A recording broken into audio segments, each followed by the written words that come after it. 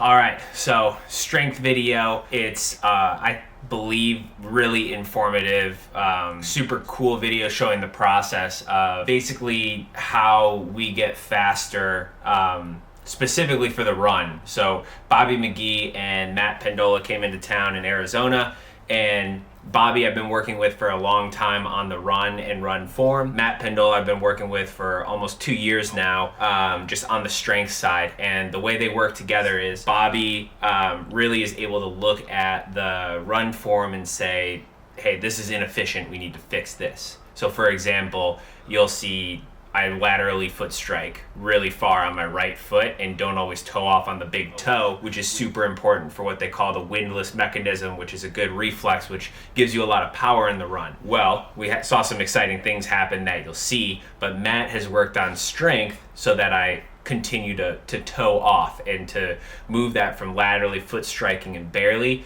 so that when I hit, I'm toeing off on that big foot. So this is showing the process of one, how Bobby and Matt work together to make me a better athlete in the run, which actually carries over into the bike and the swim, but just kind of the whole process too of finding something and finding those marginal gains that can have a big impact in the race, in what we are seeing me finishing races super strong and fast, like in Miami and Texas, and racing Oceanside well. So it's a lot of kind of nitty gritty in some aspects of really getting into physiology, but one, it's super important. It's super just high level physiology. It's just great. It's really informative. And also you get to see how Matt kind of builds a strength program for me as well. So you'll kind of get some movements of yourself. And we've worked a long time to be able to progress to this. Matt's R3 training program, and he's working with Bobby on another thing as well that should either be out or coming out soon, I think specifically towards run focused. But I really believe in this strength program. I've seen a huge improvement in run form, in performance, and it actually has really helped my bike position as well. So I hope you enjoy the video. It's really just a great look into the process of these guys, and just how, as a professional athlete, I try and bring in the smartest people possible onto my team, who are just good people as well, and just try and learn from them and keep improving.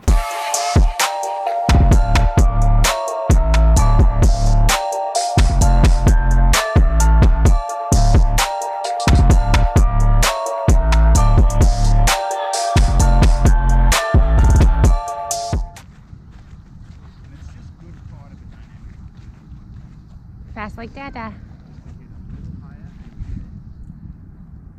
Hi.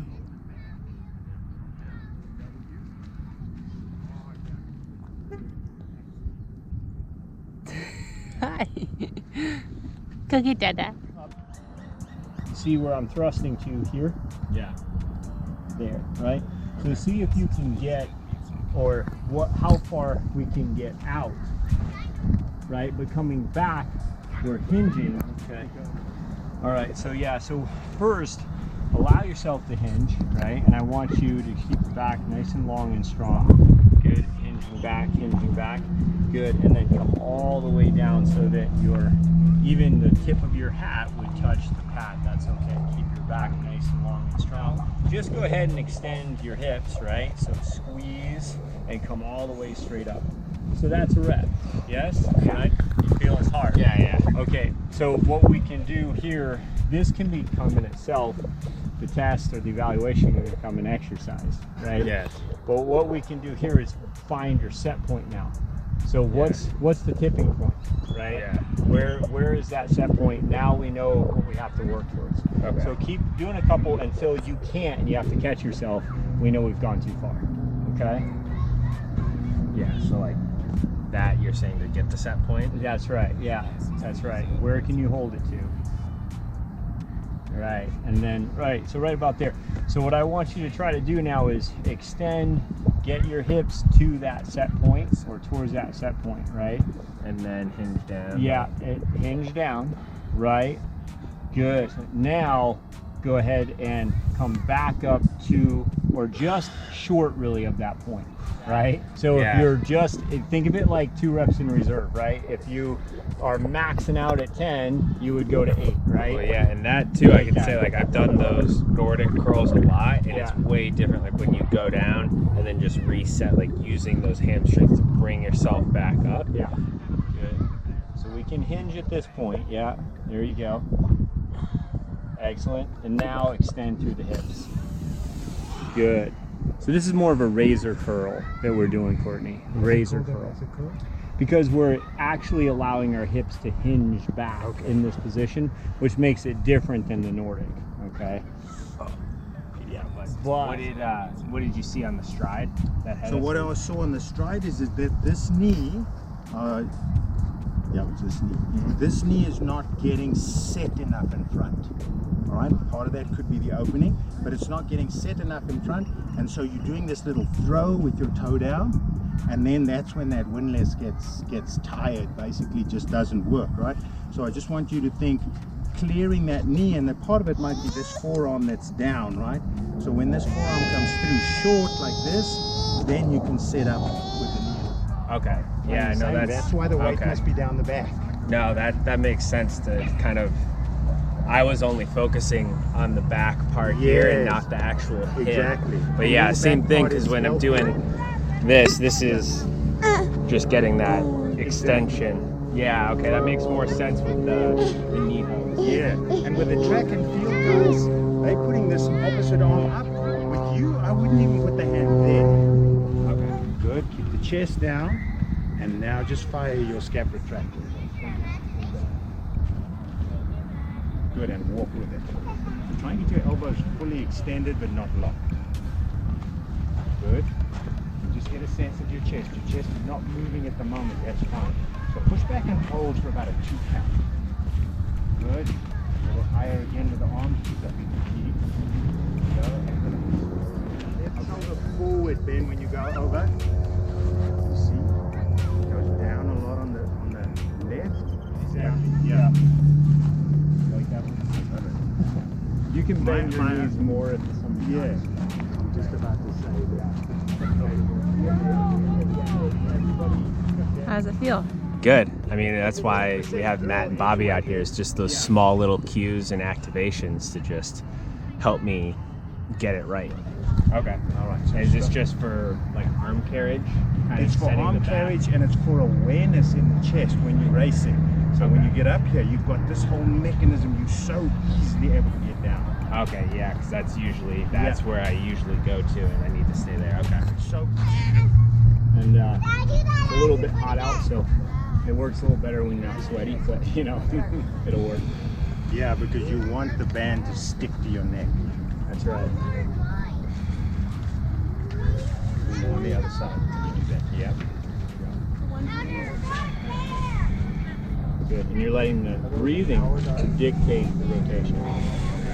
I'm just going to say, for the benefit of this, the great thing about having both of you guys together is Bobby goes through so much and he finds so much with my run form, but now Matt can actually apply that, because just the scap, the movements, like I can only do so much on my own and figure out, and I can give myself the cues, but then Matt gives me kind of that reinforcement of resetting and strengthening up and putting that into practice, which is why I think you've been working with me for 10 years, Bobby, and then that right foot has been stubborn that entire time. We've made slow progress, but then in working with Matt in the past year and a half, you will make a 50% improvement. So I think that's super cool. Yep. Well, Matt and I always say that between the two of us, 1 + 1 = 11. Yeah, You know? exactly. And so now, Jim says it, I say it, Matt says it. I actually don't want to be working any other way. Yeah. Because it's such a force accelerator when you have the strength and the conditioning and the form all in the same, in the same pool. Because we see the same things, but we approach it differently. Yeah. And some of the things, my approach is the long way around. Matt's approach is straight line. Yeah. Address this, then that comes right automatically. Which is the whole idea with run drills anyway, is that you put stuff in the way and get a response that's appropriate. Yeah. So, and you can't cognitively intervene with run drills and running, but you can totally cognitively intervene with strength work. I was blown away by a lot today, you know, just seeing you again for the first time in a long time. So yeah, pretty exciting stuff. it is. Well, I'm just thinking about how, Bobby, it's not just Coach's eye, but it's your eye, and you've been working with him so long, but when you pick up on these nuances that, quite honestly, I think very few people could, and then we start to get down to a specific drill and to know that this razor curl drill is exactly what we need right now to make this relative. I mean, that's where I think the beauty is. It's like there's 1,000 different movements that are going to work the glutes and get hip extension, but what can we do to make it so that this is the best possible bang for the buck? So I think about like the yin yang and the bang bang. Nice. Down. There we go. Good extension. Now really get that breathing out strong, right? Out. Good. There you go. Strong. There you go. Strong. Nice. 5 seconds. Good. There you go. Good. And relax. Good job. That's 30 seconds. All right. How'd that feel? It was challenging, but I felt like I found a rhythm there by the end of it. So some of those cues were good, like pushing the ground and bracing, but yeah, it was a good movement. Nice. Yeah, as much as possible, I like to try to look at those external cues, right? Like pushing down into the ground, right? Push the ground away, in other words. But the other thing that I really think with breathing, that application of getting that internal rotation, breathing out nice and strong, letting the breathing dictate that tempo, all right? And Briella's gonna do it too. She's gonna do it one day. I'm learning now. She's getting ahead in life. So what I do like to talk about here though is this is 30 seconds that you're going pretty hard. Right? That's a long time at this tempo, at this pace. So we need lots of recovery. We tend to get back to the next set too quickly. All right? We're actually not going to get back to this set for a few minutes on the other side. Okay? What we do want to look at here is moving the weight fast though. All right? So there's a couple different types of training that we look at. This in this application is more of our strength speed. All right, so we're getting stronger, but we're really looking at how quickly that bar is traveling. All right, now, raise that position. So strong. And let's just So strong. yeah, there you go. All right, so Come on. I'm gonna come down, I'm gonna brace here. Nice and even. Okay, now go ahead and push away. Good, now hold. Good, good steering. Let's just, right there, that looks good. Now freeze there for a second. Okay, one little quick change. Come back down again. Brace, good. All right, so when I say quick change, what I want you to first do is really squeeze that armpit. Then once you do, forget about it after that, right? So squeeze, now power. Yep, there you go. So that made a change in, so that made a change in that scap function. Okay, so rolling it forward, chin clears the Bosu, excellent. Now you see we're getting nice chaos right here, right? So what we're really trying to do is establish good steering with our hips right now. As we're doing that, we're trying to get in that push-up row, right? Yeah. Now Ben, we talked about this. Yeah. It's like painful, but actually fun because there's a lot going on. And it's like working up to that. Yes, and a little bit more SPP for the swimming in this case. Yeah. Right, and we're going to talk a little bit more about getting some of these muscles engaged that maybe don't always get as much attention in traditional lifts. So I like to add chaos like this, but with the ability to slide and glide through the shoulder. I think that's really important that we bring up that a Bosu ball can really be useful for something like that. But we don't like to overcook and use too much chaos in a movement. We want to add one thing at a time. So we did build up to being able to do this particular movement for a while. So I would suggest initially your feet would be on the floor, maybe getting yourself balanced on the ball as you get stronger. Yeah. Our big toe under our hips. That's what's allowing us to get that balance, right? So Boom, boom. Good, excellent. So it really comes down to what is the desired goal, right? So I'll take my wife, for example. She wanted to be able to do more pull-ups, and that was for getting her black belt. So for that test, we had to get stronger for pull-ups. Now, usually most female athletes in particular, by the way, they do recover really well, right? You have more estrogen. So they tend to take very little rest between their sets, and they go again, and they go again, and they go again. And the thing that we had to really work on with her is actually resting long enough between sets. So you're going to do a maximum, like say she's trying to do pull-ups her first day of testing, and she could do 3 good pull-ups, right? Which means that if we try to do 3 pull-ups every minute or so, how many times can we do that, right? Well, we can do it once, and then after that, we can maybe get in 1 or 2 good pull-ups, and then after that, probably none, right? So did we get stronger? Well, we didn't get in very many reps, did we? So instead, I had her looking at doing 1 good solid pull-up, and then putting that interspersed throughout the hour, so that essentially she was doing 1 pull-up every maybe 3 to 5 minutes. Now, instead of doing 3 pull-ups on her next test, she could do, well, eventually she did 12. So that's how we get stronger, but a lot of times we're just not taking sort of the appropriate progression for strength truly. And we're looking at just kind of pushing ourselves, and man, if I'm resting, that's not good. Well, in this case, hopefully that makes sense, that if we want to get stronger, we need to actually go longer with our rest. And that's the problem probably with triathletes, is we hate to rest. We just want to keep going. Yeah. And that's where too, it's like we're working on specific movements to be able to be stronger in certain ways. So we need that rest. And we do some stuff that's quick back to back when we want to train that. But a lot of times it's you forcing me to rest longer than I probably want to. Right. Excellent. Now I just want to go a little bit more of a pause at the bottom then, so you really are just feeling that position. Yeah. Yeah, I really feel that on the outside. Yeah. That's right. Now in this one, this weight is really working with you. So even though that you are loaded, axial loading here, you can drop those hips a bit. There. That's the difference right there. All right, so think head to heel, strong as steel. Okay, got that one from Nick Wakeman. And honestly, that's like forearm grip as well. Yes. With that too. Yes, So. exactly. Yeah. You know, I think we could talk all day about this stuff, right? Yeah. But we've been talking so much about how important it is actually to establish a good grip so we can have better bracing, all right? So we can, in other words now, even on the bike, have a better brace position so we can apply more power, right? There, yeah.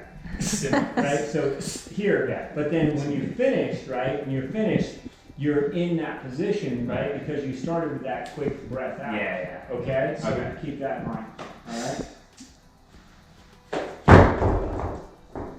Nice job. Okay, now I want you to do this 5 times, but I want you to hold that balance on top of the box every time without having to step back. And of course, what do we do there? How long the weight's too long? Okay, all right, good. At least you know that, right?